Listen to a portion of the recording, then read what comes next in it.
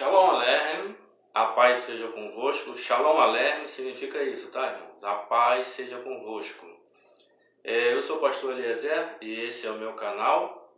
E hoje nós vamos falar de um assunto muito interessante, como tudo na Bíblia para mim é muito interessante.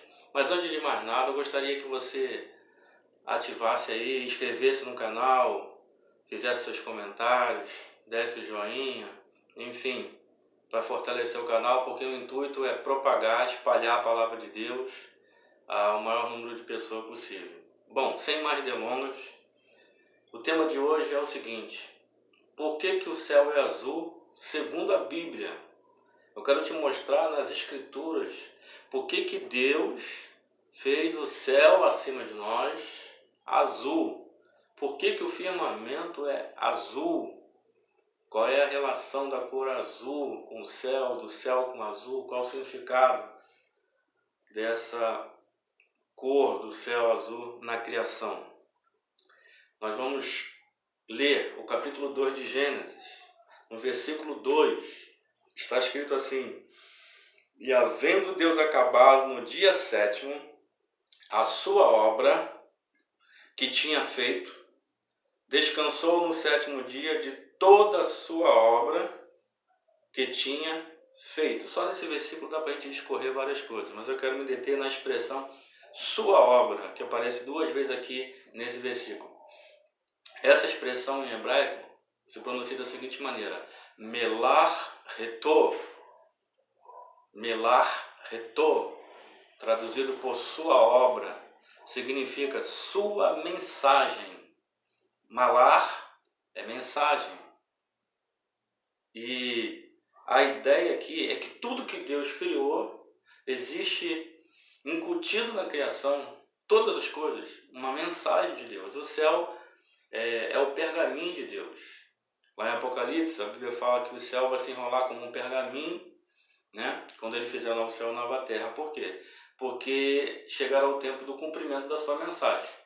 Quando Deus tiver anunciado tudo que ele planejou para anunciar para a humanidade através da criação, então o céu vai se enrolar como um pergaminho, assim como se fazia, né? Nas sinagogas. O Hassan lia ali, o dirigente da sinagoga lia ali uma porção da Torá, discorria sobre ela e depois ele fechava o rolo e guardava. Então, quando toda a mensagem da criação estiver encerrada, porque a criação fala, o salmista no Salmo 19 ele diz: os céus proclamam. Olha o verbo proclamar, que dá a ideia do falar. Os céus proclamam a glória de Deus. O firmamento anuncia as obras de tuas mãos. Um dia faz declaração a outro dia, uma noite a outra noite. Sem palavras ouvimos a sua voz. Então há mensagens tremendas no poema da criação. Por que eu estou dizendo poema da criação? Porque Paulo usa essa expressão em Romanos, quando ele fala que os homens são indesculpáveis, porque é possível conhecer o Senhor, o Deus invisível e todo-poderoso, pelas coisas que foram criadas. E a expressão ali em Romanos 1:20, se não me falha a memória, coisas que foram criadas, é a expressão poemai no grego, o poema da criação. Então existe, imprimido na criação, mensagem de Deus para nós. Aqueles que não ouvirão o Evangelho, aqueles que não ouvirão falar de Jesus, e muita gente morre sem ouvir falar de Jesus, né? Ao longo da era cristã, muita gente morreu sem ouvir falar de Jesus. Como é que ele vai ser julgado? Ele vai ser julgado pela sua própria consciência, segundo o próprio apóstolo Paulo em Romanos, também capítulo 2, e vai ser julgado pela criação, no capítulo 1 de Romanos. Paulo afirma isso. Esse é um assunto que eu posso trazer em um outro vídeo também, né, para deixar mais claro, porque eu não quero ser irresponsável, afirmar algumas coisas aqui, lançar e depois não poder explicitar isso, explicar de maneira mais clara. Mas vamos lá. Existe uma passagem que vocês conhecem muito bem no mundo evangélico. Acho que não há aquele crente que já tem algum tempo que não conhece a passagem da mulher do fluxo de sangue, né, que está lá em Mateus, no capítulo 9, a partir do versículo 19 e versículo 20 ao versículo 22. Então eu vou citar aqui o texto para que a gente ganhe um pouco de tempo, para que esse vídeo não fique tão longo também. A Bíblia fala que aquela mulher, ela disse consigo mesma, em seu coração, se eu tão somente tocar na orla, ela especifica o lugar, tocar na orla dos seus vestidos ficarei curada. E ela então vai, toca na orla e Jesus diz, alguém me tocou. E os discípulos o questionam e falam, Senhor, está todo mundo te pressionando. Ele fala, não, alguém me tocou porque de mim saiu virtude. Tocaram na orla dele, ele diz que ele foi tocado. Então, quando você olha para esse texto, você diz, como é que ele vai explicar acerca do céu azul, por que o céu azul? A partir desses versículos iniciais. Eu não sei se aquela mulher, ela entendeu toda a implicação da sua atitude de fé. Jesus falou que ela teve fé. A gente sabe que a fé tem origem na palavra de Deus. A fé vem pelo ouvir e o ouvir da palavra de Deus. A fé não é um tiro no escuro. Ela tem um fundamento. O fundamento da nossa fé deve estar na palavra de Deus. Então, se Jesus diz que aquela mulher teve fé, o ato dela tem que ter respaldo bíblico. Será que aquilo que aquela mulher fez tem respaldo bíblico? Existe algum texto bíblico que possa nos aferir essa atitude dessa mulher? Eu acredito que sim. Em Números capítulo 15, e aí esse eu gostaria de ler com vocês, para que a gente possa entender o desenvolver dessa mensagem. No capítulo 15 de Números, a partir do versículo 37, há uma ordem de Deus para os israelitas a respeito da orla dos seus vestidos. Diz assim, e falou o Senhor a Moisés, dizendo, fala aos filhos de Israel e diz-lhes que nas bordas dos seus vestidos façam franjas, e pelas suas gerações, e nas franjas das bordas porão um cordão azul. Então todo judeu tinha sua túnica, e no final da sua túnica, lá na orla, lá na borda, no final, junto aos seus pés, eles tinham as suas franjas e eles tinham que colocar um cordão azul. Com que objetivo? O texto vai explicar. No versículo 39. E nas franjas vos estará o cordão azul, para que o vejais e vos lembreis de todos os mandamentos do Senhor e os façais. Ou seja, o cordão azul tinha como objetivo, ele era um lembrete, um memorial diário, para que eles, ao olhar o cordão azul, eles deveriam lembrar do mandamento. Então o cordão azul simboliza os mandamentos, para os cumprir. Por isso que o judeu, ao caminhar, a orla automaticamente ela balançava, e ele não tinha como fugir o olhar daquele cordão azul. Por isso que o salmista no Salmo 119, versículo 105, acredito eu que ele está fazendo uma referência a esse costume, a esse mandamento que o Senhor mandou Moisés passar para os israelitas. Quando ele fala, lâmpada para os meus pés é a tua palavra e luz para o meu caminho. Ora, lâmpada literalmente nos pés é algo estranho, mas não é a lâmpada literalmente nos pés, é porque o salmista considera que o mandamento está ali junto aos pés, conduzindo, iluminando, o judeu no seu caminhar. Essa é a ideia. No versículo 40, para que vos lembreis de todos os meus mandamentos e os façais, santos seja o vosso Deus. Então, o cordão azul junto à orla tinha como objetivo lembrar do mandamento para que eles cumprissem. Eu não sei se aquela mulher sabia de todos os pormenores, de toda a implicação daquilo, mas o ato dela foi um ato de fé. Jesus elogia ela por esse ato de fé, ela fica curada, mas eu acredito que ela alcançou mais do que a cura, porque ela toca no mandamento, ela toca na palavra. Jesus falou, alguém me tocou. Tocar na orla de Jesus é tocar nele, porque é tocar no mandamento. Eliezer, é possível tocar no mandamento? É possível tocar no mandamento. O mandamento é uma pessoa, e João diz que tocou na palavra da vida. Eu gostaria de ler esse texto com você. Lá no Evangelho não, lá na Epístola de João, capítulo 1, no versículo 1, João, que andou com Jesus, chamado apóstolo do amor, que era o discípulo a quem Jesus amava, segundo ele próprio, relata, ele diz o seguinte: o que era desde o princípio, falando de Jesus, o que ouvimos.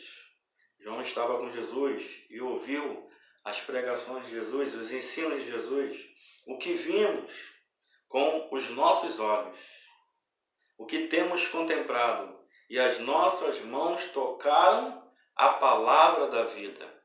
No grego aqui a palavra tocar aqui pode dar a ideia de tatear.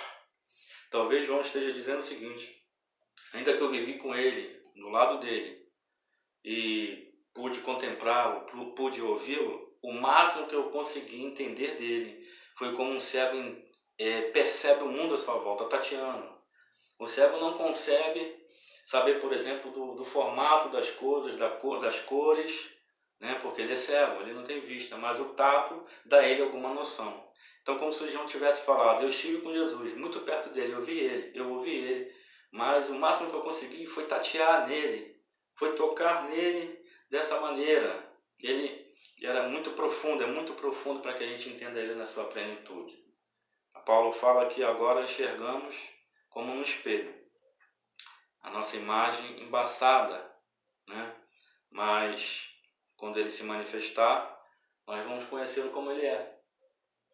A gente vai ter um entendimento melhor acerca das coisas espirituais. Continuando aqui, desenvolvendo a nossa mensagem, no capítulo 66, no versículo 1 de Isaías diz o seguinte, sendo usado pelo Senhor, inspirado pelo Senhor: os céus é o meu trono, e a terra o estrado de meus pés. Ou seja, ali ele relata a figura de um rei que tem o seu trono, ele diz que os céus é o seu trono, e que a terra, onde nós estamos, é onde ele descansa os seus pés. Nós sabemos que tem um judeu, Jesus não deixou de ser judeu, no trono, ao lado do Pai. E como todo bom judeu, ele tinha que ter o cordão azul junto à sua orla. E se Jesus, como judeu, está sentado no trono de Deus, e ele vai voltar como judeu se sentar no trono de Davi, e os pés dele estão aqui, o lugar onde a gente se prostra para adorar nesta terra, ao adorá-lo junto aos seus pés, o crente fiel, ao olhar para cima, vai ver a sua orla. Na verdade, a orla, o cordão azul, são esses céus azuis que nós temos sobre nós. Por que Deus colocou essa orla, esse cordão azul sobre nós? É para que, ao vê-lo, lembremos dos seus mandamentos. Porque toda a criação fala. A criação é um grande poema que fala de Deus e dos seus propósitos eternos. Então, ao contemplar o céu, amanhã, se tu sair da tua casa, para o teu trabalho, para onde quer que seja, tiver sol, olha para cima e lembra disso. Por que o céu é azul? O céu é azul para você não esquecer que você está debaixo dos mandamentos de Deus, que você deve obedecer a Deus. Não tem outro caminho para que você possa ser bem-sucedido, para que você possa ser salvo. Você tem que obedecer ao Senhor. Aleluia! Glória a Deus! Os fariseus eram muito arrogantes. Muito arrogantes. O que eles fizeram? Eles alargaram essas franjas para ostentar na sua religiosidade, para que os homens vissem que eles eram extremamente obedientes, extremamente santos. Jesus censura eles em Mateus 23, versículo 5. Jesus censura os fariseus. Eu gostaria de ler rapidamente Mateus 23, versículo 5.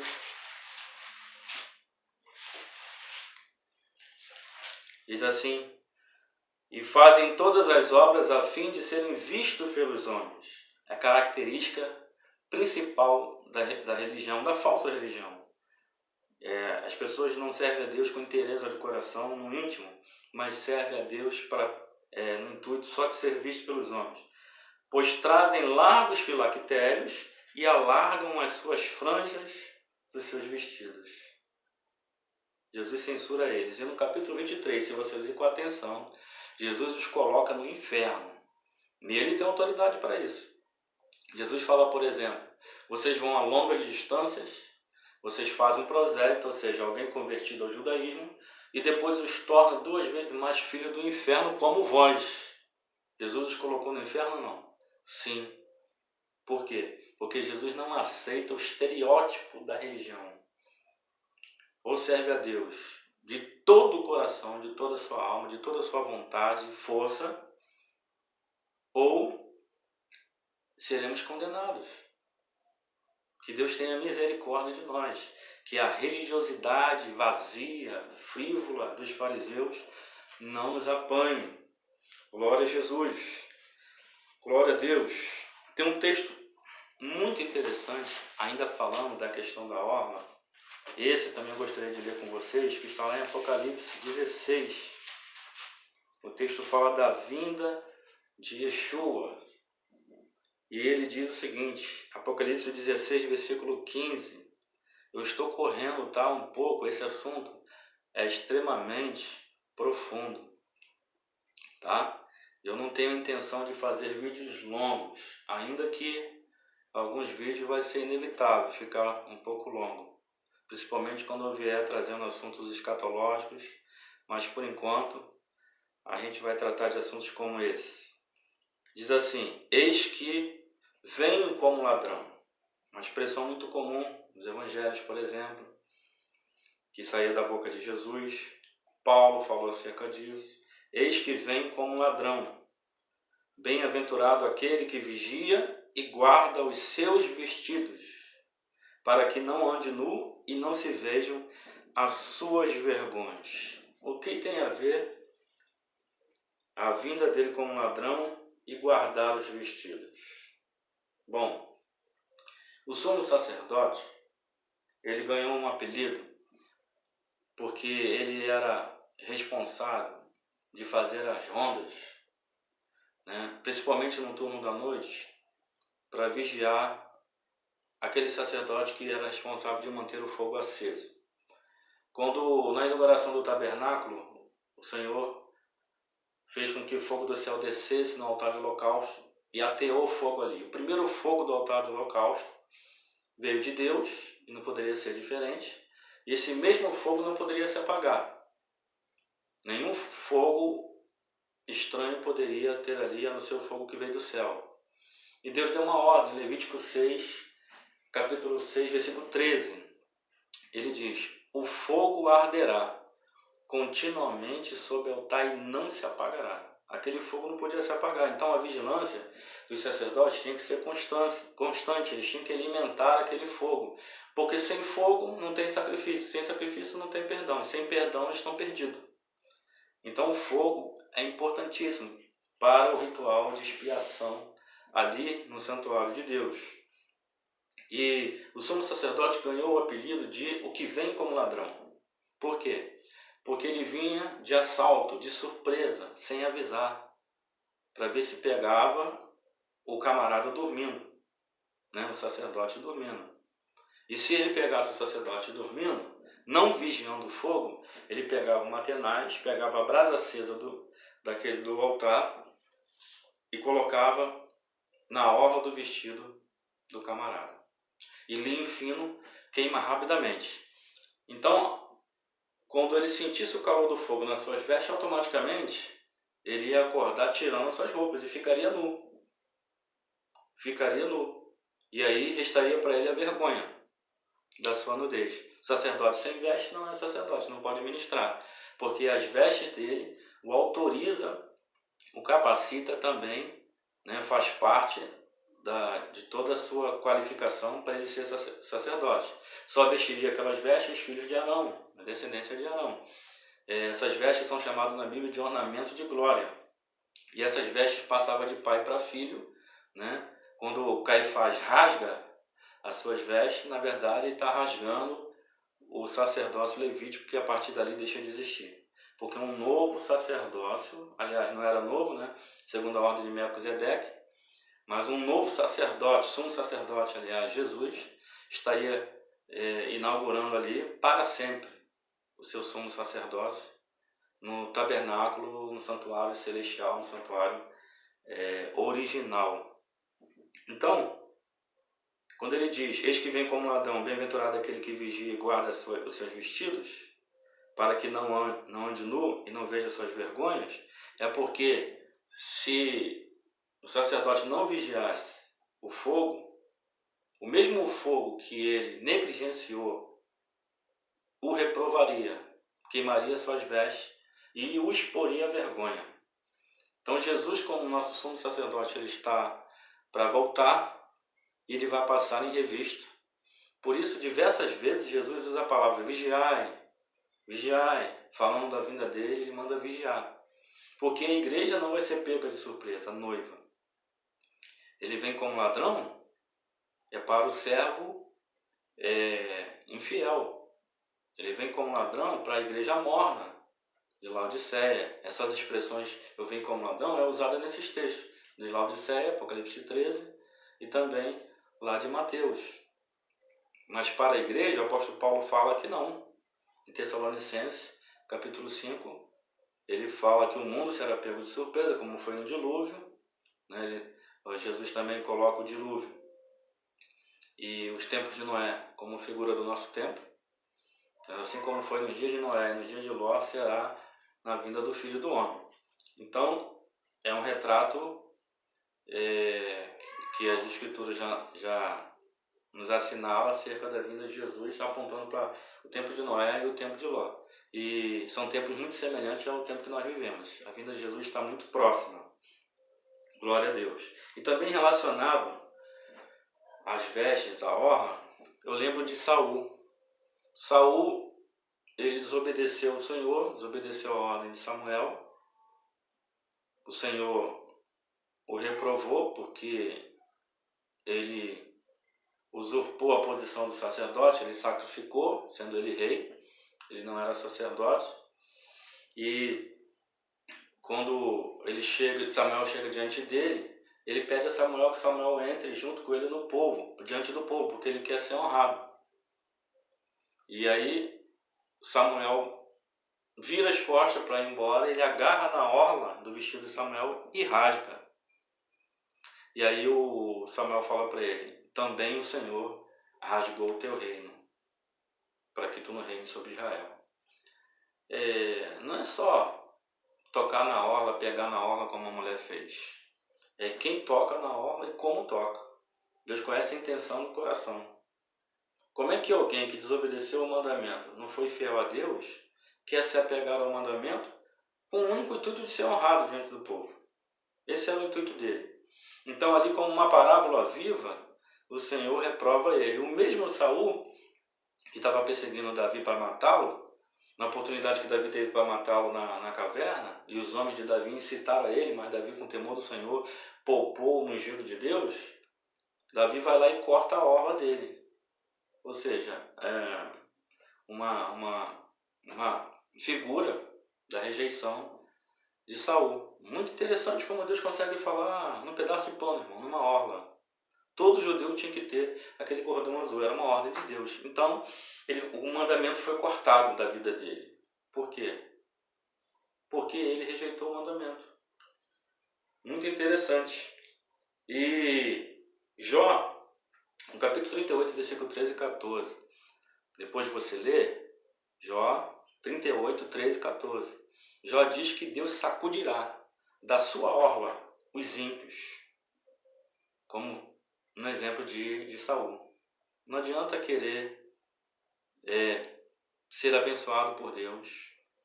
Não adianta a pessoa querer ser salva, né, se o coração dele verdadeiramente não condiz com o ato dele. Não condiz com o ato dele. Então o Senhor não vai permitir que o ímpio entre no céu, na sua orla. Vai ficar de fora essa pessoa no arrebatamento. E um outro texto muito interessante também fala do período do milênio, quando Zacarias fala que 10 gentios de todas as nações se apegarão à orla do vestido do judeu e dirão: deixe-nos ir convosco, porque temos ouvido que o Senhor é com vocês. Isso é símbolo de que as nações vão se sentir atraídas pelo Deus de Israel, vão se apegar ao mandamento de Deus, à palavra de Deus. Eu quero ler esse texto para a gente fechar esse vídeo. Zacarias 8, versículo 22 e 23. Zacarias 8, 22 e 23. Diz assim: assim virão muitos povos e poderosas nações buscar em Jerusalém o Senhor dos Exércitos e suplicar a bênção do Senhor. Assim diz o Senhor dos Exércitos: naquele dia sucederá que pegarão 10 homens de todas as línguas das nações, pegarão sim na orla do vestido de um judeu, dizendo: iremos convosco, porque temos ouvido que Deus está convosco. Se você gostou desse vídeo, se inscreva no canal, porque há muito mais vídeo por aí, adiante, que eu vou gravar, com temas maravilhosos como esse. Que Deus possa abençoar você e propague esse canal para a glória de Deus.